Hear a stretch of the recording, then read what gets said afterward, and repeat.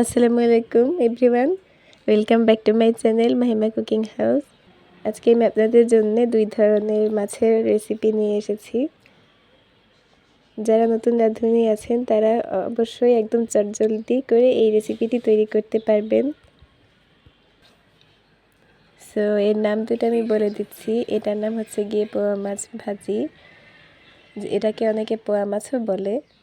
এটা হচ্ছে গিয়ে ছোট মাছ চচ্চড়ি, অনেক মজা লাগে এটা খেতে।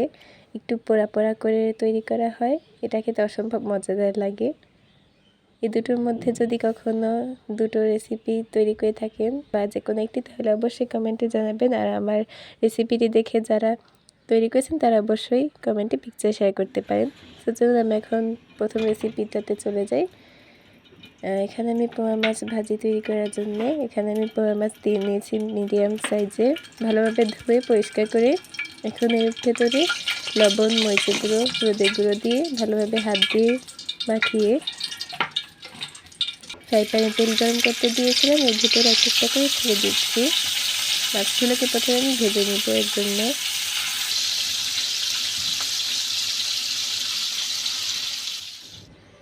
মাছগুলো আমার ভেজে নেওয়া হয়ে গিয়েছে, তাই আমি একটা প্লেটে উঠিয়ে নিয়েছি।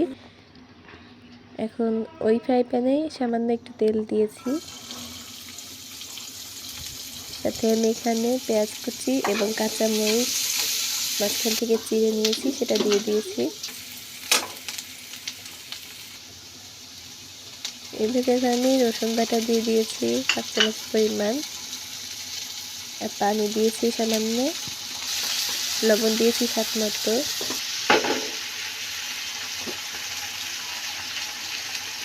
হলুদের গুঁড়ো দিলাম 1/2 চামচ পরিমাণ, মরিচের গুঁড়ো 1 চামচের থেকে একটু কম, যে যার মতো ঝাল খেতে পছন্দ করেন তেমন আর কি মরিচের গুঁড়োটা দিবেন।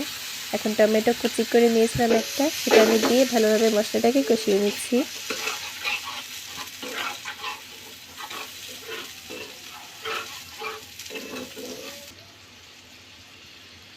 এখন আমি এখানে 1/2 চামচ পরিমাণ জিরা গুঁড়া দিয়ে দিয়েছি।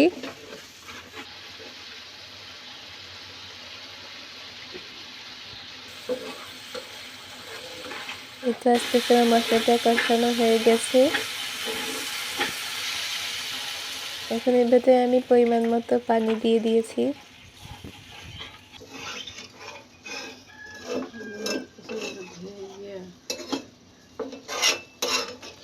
আমি এখানে ভেজে রাখা মাছটা দিয়ে দিচ্ছি।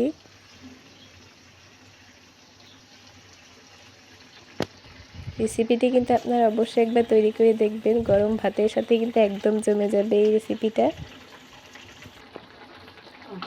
এবার আমি মাছগুলো দিয়ে ঢাকনা দিয়ে ঢেকে রেখে দিব, এটা তৈরি হয়ে যাওয়া পর্যন্ত।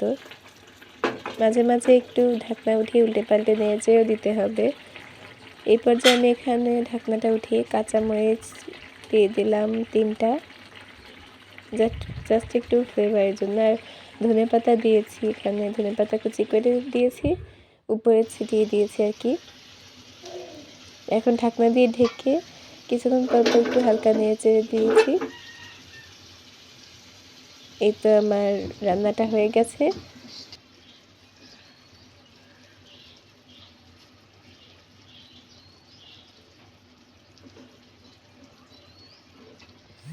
এবার আমি প্লেটে তুলে পরিবেশন করে আপনাদেরকে এটা দেখাচ্ছি।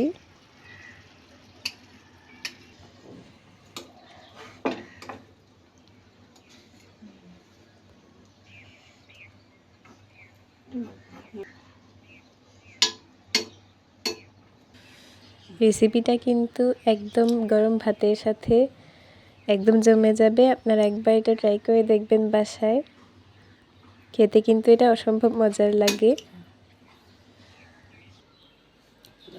তো এখন আমি পরের রেসিপিতে চলে যাব। ছোট মাছ চচ্চড়ি করেছিলাম এটা, এর জন্য আমি এখানে এরকম ছোট মাছ নিয়েছি, এটা ভালোভাবে পরিষ্কার করে ধুয়ে নিয়েছি। এখন এখানে আমি ফ্রাই প্যানে পেঁয়াজ কুচি দিয়েছি, তেল গরম করে পেঁয়াজ কুচি, তার সাথে কাঁচামরিচ ফালি করে রেখেছেন সেটা দিয়েছি। এখন পেঁয়াজ কুচিটা ভালোভাবে একটু ভেজে নিচ্ছি। এই পর্যায়ে এখানে আমি রসুন বাটা দিয়েছি 1 চামচ পরিমাণ, হলুদের গুঁড়ো দিলাম 1/2 চামচ পরিমাণ, মরিচের গুঁড়ো দিয়েছি 1 চামচের থেকে সামান্য একটু কম, ঝালটা যে যার মতো পছন্দ করেন ততটুকু পরিমাণ দিবেন। এখন এখানে সামান্য একটু পানি দিয়ে মশলাটাকে কষিয়ে নিচ্ছি। এখানে জিরা গুঁড়ো দিয়েছি 1 চামচ পরিমাণ, আর লবণ দিয়েছি স্বাদ মতো।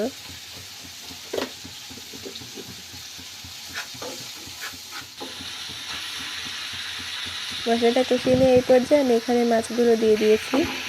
এখন মশলার সঙ্গে ভালোভাবে কষিয়ে নিচ্ছি। আপনারা যারা আমার চ্যানেলে নতুন এসেছেন বাট সাবস্ক্রাইব করেনি, প্লিজ সাবস্ক্রাইব করে দিবেন। আর যদি ভালো লেগে থাকে তাহলে অবশ্যই লাইক করবেন এবং কমেন্টের মাধ্যমে আপনাদের মতামত জানিয়ে দিবেন। এই পর্যায়ে আমি সামান্য মাছটাকে একটু ভেজে নেব। সামান্য একটু পানি দিয়েছি জাস্ট নিচ থেকে যেন পুড়ে না যায়। এবারে ঢাকনা দিয়ে ঢেকে দিয়েছি। মাছটা এই পর্যায়ে হয়ে এলে মেখে ধনেপাতা কুচি দিয়ে দিয়েছি। ধনেপাতাটা দিলে কিন্তু এর ফ্লেভারটাই একদম অসাধারণ হয়ে যায়। এটা দেওয়ার চেষ্টা করবেন। আমার হাতের কাছে ছিল তাই আমি দিয়েছি, আপনাদের হাতের কাছে না থাকলে না দিলেও চলবে। এবার আমি একটু উল্টে পাল্টে দিচ্ছি, যেহেতু এটা একদম চচ্চড়ি করে ফেলবো, হালকা পোড়া পোড়া থাকবে, তাই এটাকে আমি এইভাবে করে তৈরি করে নিচ্ছি।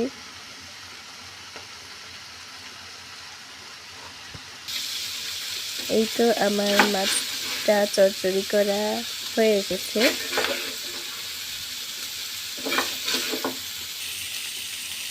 ঠিক এই পর্যায়ে এসে আমি চুলাটা অফ করে দিব।